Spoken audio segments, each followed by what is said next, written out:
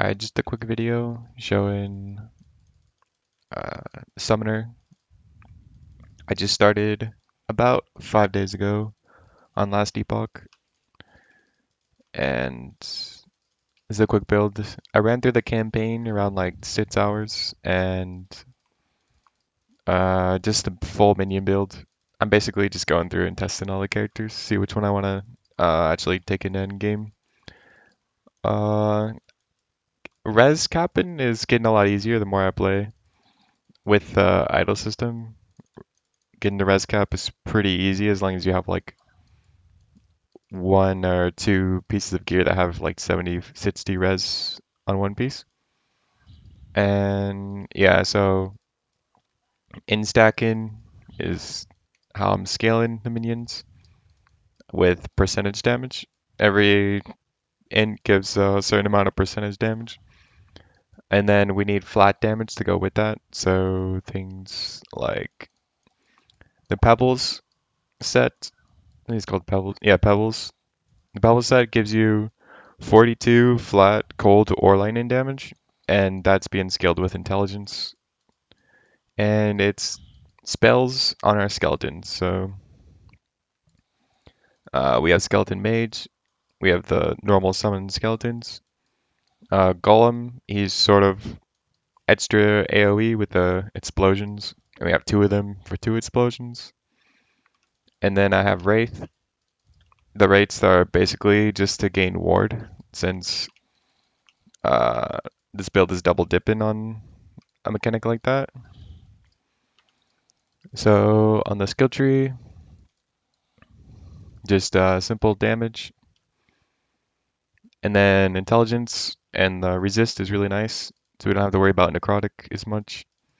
Attack speed, and then just armor, because I noticed minions are quite squishy. And I started going into Warlock after. This is my latest points. And then after I spent here, then I went into the subclass or Necromancer. Attack speed. The attack speed is really strong on minions because all the flat damage, all the flat that we're adding with pebbles to multiply that, attack speed is making us attack faster, making this 42 flat on the pebbles set, just like multiplying that damage. So, and then just added fizz, and that's just to get to here so we can armor shred. Armor shred basically just makes you do more damage for every stack of armor shred to the enemy, and I'm pretty sure it's just global damage, so everything is doing more damage. 1 point into this to get to here. Minion health, since minions are pretty squishy, and then just to get one extra skeleton, which is only really for the archer at this point. And then we just have more attack speed, so we can scale the flat damage. More flat damage because this pairs with the attack speed. So a lot of the minion build that I noticed was just sort of like balancing how much attack speed so we can scale the flat damage, and then intelligence so we can get percentage damage to add on to the flat. Because without enough flat damage, um, the percentage damage you get from intelligence is really not going to be like, it won't be anything at all. You won't even notice. Like there's really no point in scaling intelligence if you don't have enough flat on your minions. So yeah, flat everywhere we can get it on here. It's really important. This node is crazy. You get 30% elemental resistance, so all our elemental resistance. This character was super easy to cap res on. And then extra skeleton mage. This is I've been testing the different things out. So if we go to skills, there's this archmage. Basically, we can only summon one arc or one souped up skeleton mage. And I was doing this to see if it would be easier, which it's pretty nice for just leveling since I only need to have like one mage out, and if it dies, I just cast it. It summons another one. And then I was going down here so that when this turns it into a traversal skill, and then all our minions will be teleported. So summon Skeletal Mage. It's very strong. We can get extra projectiles. The melee area effect doesn't matter because I didn't go Death Knights, but I'll probably try this in the future. And then I'm thinking of taking out Archmage and then going more attack speed to scale the flat as here in the on a tree.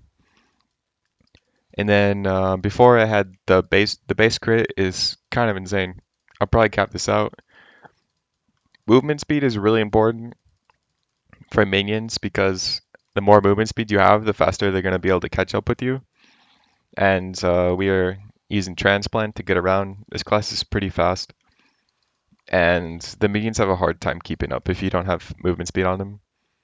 So yeah, base crit's huge, and then the extra skeleton. I probably spec back into this, take off Archmage, and then just have multiple skeletons so that our flat damage is being spread out by all the projectiles.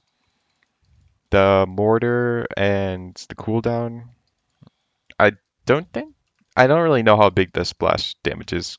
I was just sort of like flying through the campaign with this character. And then we have Wraith. Wraith is mostly just a defense, but it does do some decent damage. And I was planning on specking into this, which makes you can put 3 points into this. I thought it was only one, but it lowers. You have to only take two Wraiths, but they'll be much stronger, more AOE, which I think is pretty good. But then it will lower our ward gain. So yeah, so the Wraith is just for this node pretty much, ward gain.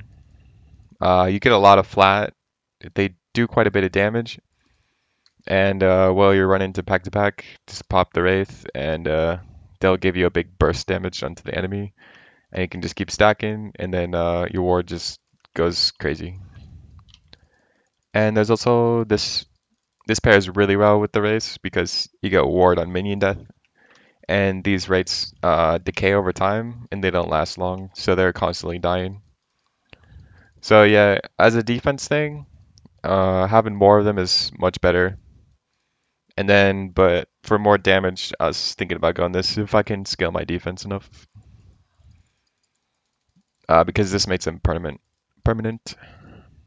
And then transplant, similar to the rogue's dash, but I think a little bit worse in some ways because you can't get as much cooldown. You don't get the burst of speed. You do get haste and frenzy, which is pretty crazy, and you get armor, which can last pretty long time with the added. So it's about 7 seconds of armor. It's pretty crazy. And then this was also summoning some minions. Not sure how much damage they do, but it is sort of extra. So yeah, this character flew through the campaign. Out of all the classes I've tried Reaper, um, all of the rogue classes, all three of those, and then I went to this one, to the Summoner. Necromancer, and this was the easiest to go through the campaign. I had like no starter gear, really whatever. Slapped on some armor, and my minions are still squishy with like crazy amounts of armor. I need to replace this amulet soon, but it's really good for damage since you get 9 intelligence, big minion crit strike multiplier, and just basically for the gear, just put intelligence wherever you can. You get pebbles super early in the game. I think every playthrough, I've played like 6 or 7 playthroughs this week of characters all through the campaign, and Pebbles just drops like crazy, like literally 4 to 5 sets each playthrough. And if you have,